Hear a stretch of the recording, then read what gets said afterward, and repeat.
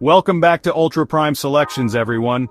It's your host from Ultra Prime, and today we're diving deep into a question that's on everyone's mind.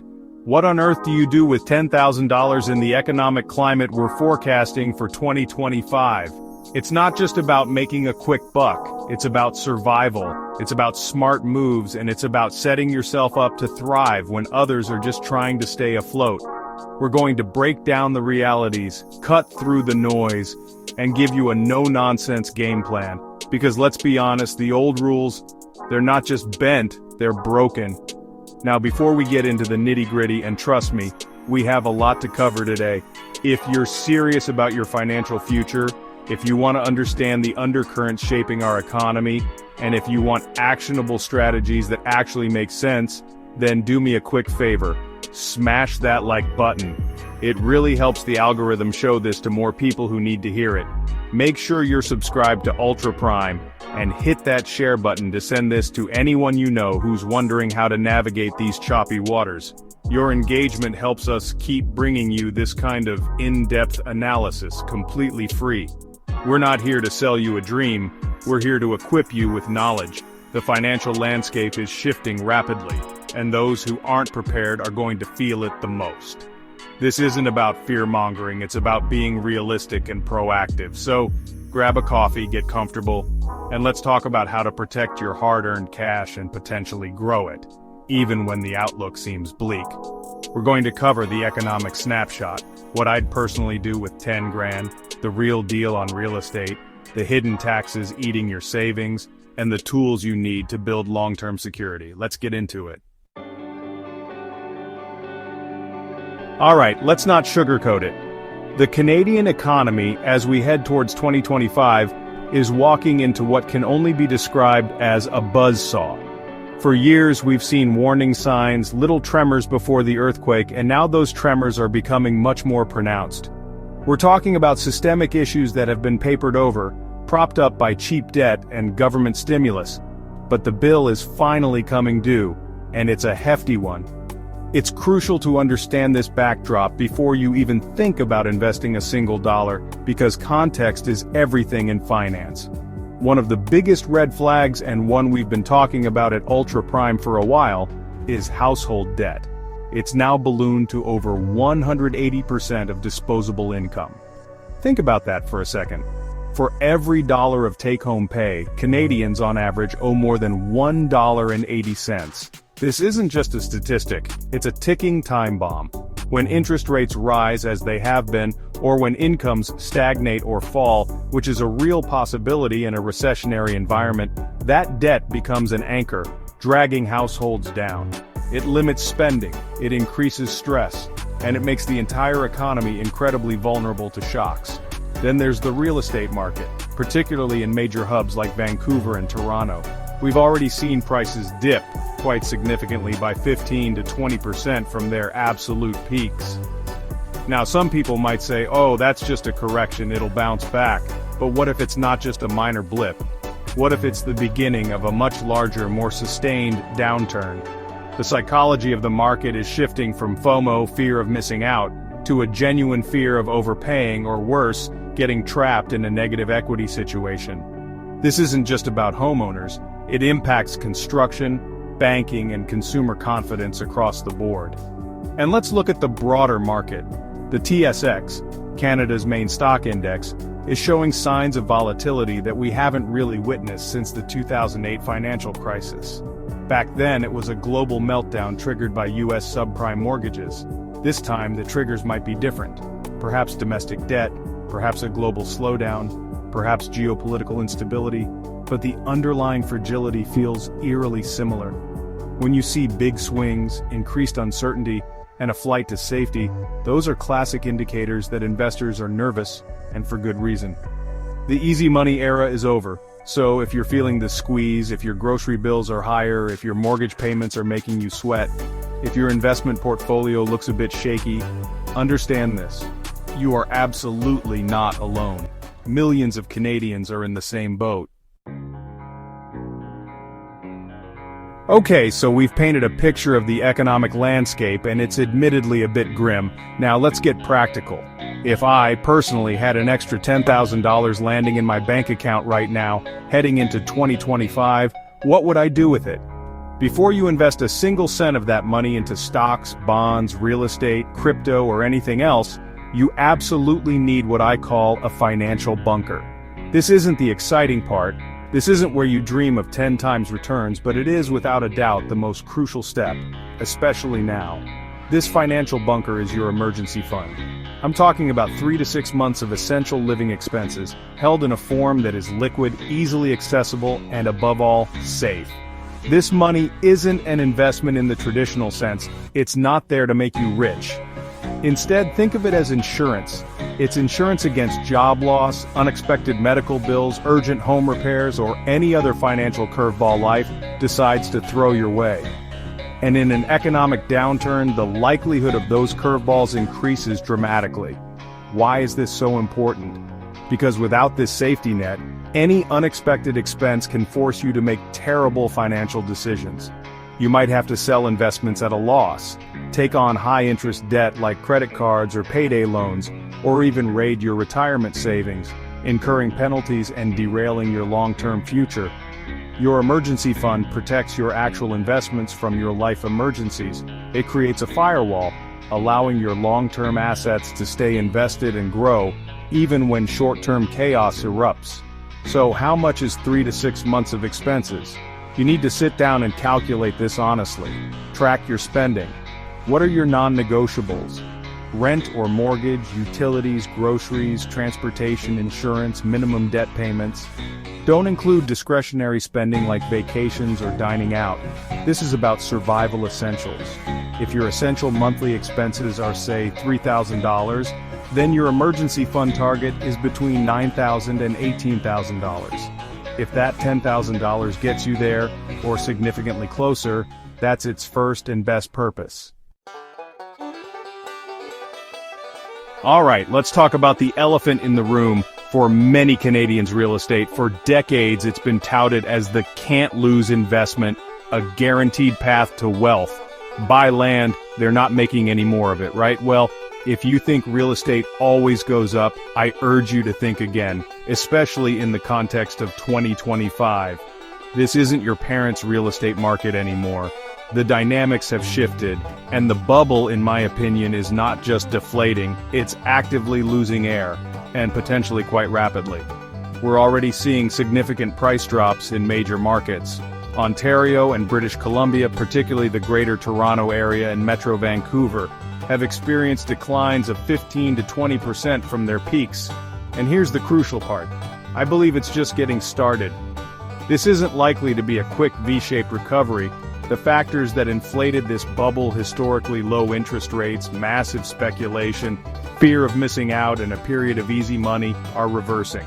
Interest rates are up, speculation is cooling, and FOMO is turning into FOL, fear of losing everything.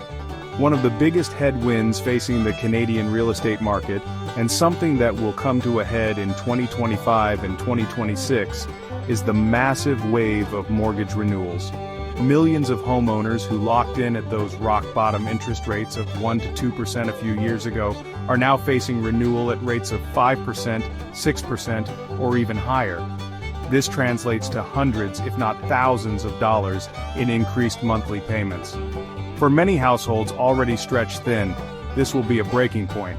We're already seeing variable rate mortgage holders feeling immense pain. As prime rates have climbed, their payments have skyrocketed, or their amortization periods have extended to absurd lengths. Some are already defaulting or being forced to sell, often at a loss or under duress.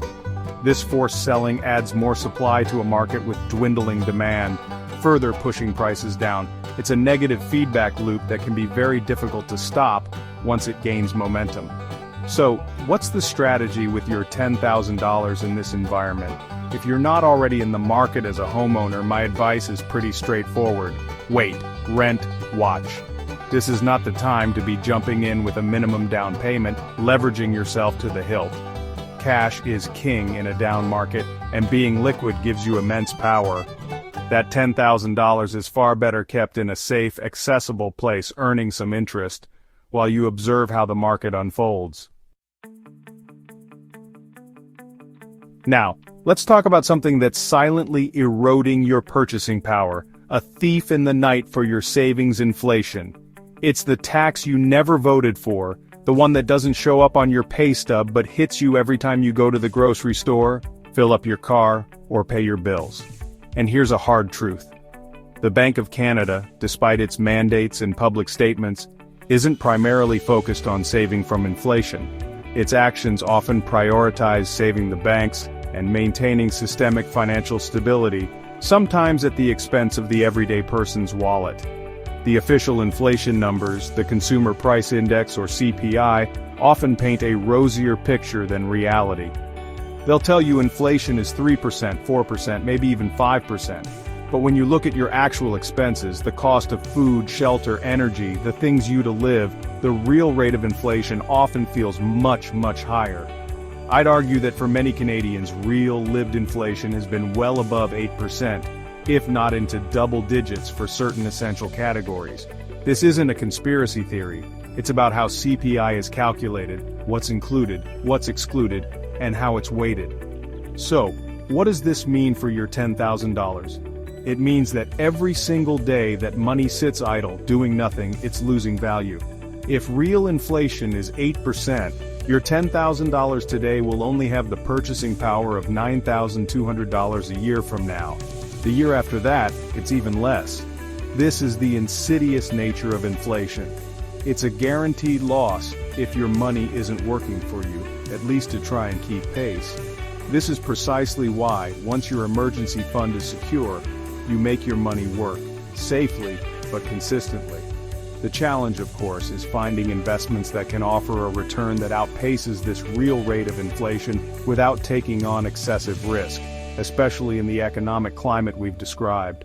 The traditional safe havens like GICs or government bonds, while safer, are currently offering yields that, in many cases, are still below the true rate of inflation.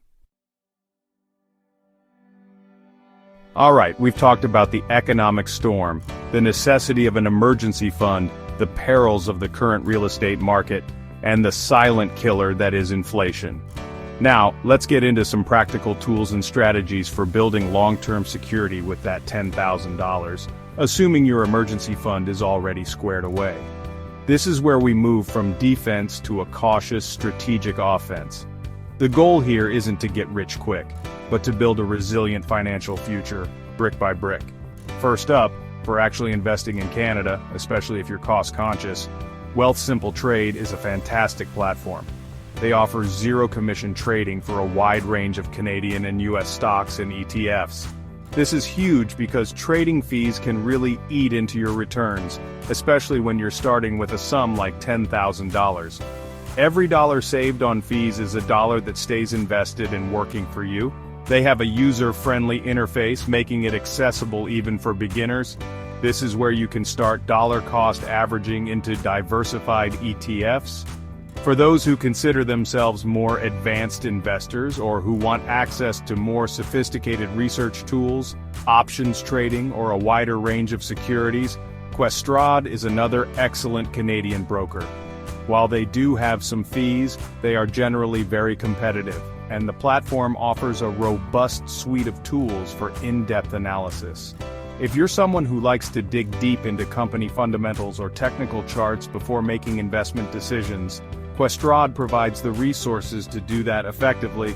They also offer good options for registered accounts like TFSAs and RRSPs. Now, beyond just investing, it's crucial to have a clear picture of your overall financial health. For this, tools that help you track your net worth, create budgets, and forecast your financial future are invaluable. In the US, Personal Capital, now Empower, is a popular choice. For Canadians, a great alternative is Hardbacon. These platforms allow you to link your various accounts, bank accounts, investments, loans, mortgages, to get a consolidated view of your financial situation. Seeing your net worth grow, or understanding why it isn't, is incredibly motivating and helps you make better decisions. And what about cryptocurrency? This is a controversial one. and I approach it with extreme caution. If, and only if, you have a very high risk tolerance, have done extensive research, and understand that you could lose your entire investment, you consider a very small allocation to something like Bitcoin as a potential long-term hedge against inflation or systemic financial risk. We're talking a tiny percentage of your investable assets, maybe 1 to 2% at most. If you do decide to dabble, secure storage is paramount. Don't leave your crypto on an exchange. Let's pull back the curtain for a moment and talk about a fundamental truth that often gets glossed over in mainstream financial media. It's a truth that can be uncomfortable, but understanding it is key to navigating the economic landscape we've been discussing. The economy, in its current iteration, was never truly built for the average individual to easily win. That might sound harsh, it might sound cynical, but when you look at how the system operates, it becomes increasingly clear. The system, as it's structured, often prioritizes the stability and profitability of large institutions and corporations over the financial well-being of individual citizens. Think about it. When there's a major crisis, who gets bailed out? It's typically the big banks, the large corporations deemed too big to fail. Meanwhile, individuals who lose their jobs, their homes, or their savings are often left to fend for themselves with much more limited support. This creates a moral hazard and reinforces a system where risks are socialized and profits are privatized. Consider the mechanism of money printing, or quantitative easing, as it's more formally known. Central banks can create money out of thin air to inject liquidity into the financial system. While this can prevent immediate collapses, it also devalues the currency held by everyday people through inflation. It inflates asset prices, benefiting those who already own significant assets, stocks, real estate, thereby widening the wealth gap. Those who are primarily wage earners or savers see their purchasing power diminish. Then there's the ever-increasing mountain of debt, both public and private. Governments run massive deficits, accumulating national debt that future generations will have to reckon with. At the household level, as we discussed, debt has been aggressively pushed and normalized. Cheap credit fueled consumption and asset bubbles, but it also made individuals more vulnerable and beholden to financial institutions. The system thrives on debt, as it generates interest income for lenders and fuels economic activity, but it can be a trap for individuals. The rules often seem tilted. So, if you're sitting on $10,000, don't waste it. Don't let inflation eat it away. Don't throw it at crypto hype that's already pumped and dumped, or tech stocks that are already up 300% and priced for perfection that might never come. In the economic environment of 2025, you need to be smarter than that. Protect it, grow it, carefully and strategically. Prepare for what's coming, because understanding the landscape and having a plan is your best defense and your greatest opportunity to not just survive, but to actually thrive when others are caught off guard. This isn't just about $10,000, it's about a mindset shift. It's about taking control of your financial destiny in a world that's constantly throwing curveballs. The strategies we've discussed today, building that financial bunker, being cautious with real estate, fighting inflation, and using the right tools, are designed to empower you. So, if you found this valuable, please hit that like button, share it with someone who needs to hear this, and make sure you're subscribed to Ultra Prime for more no-nonsense financial insights.